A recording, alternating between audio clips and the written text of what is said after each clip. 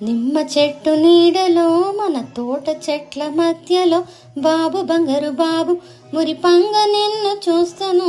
ఎగిరి గంతులేస్తావా నిమ్మ పండ్లు కోస్తావా, ఎగిరి గంతులేస్తావా నిమ్మ పండ్లు కోస్తావా. నిమ్మ చెట్టు నీడలో చెప్పు.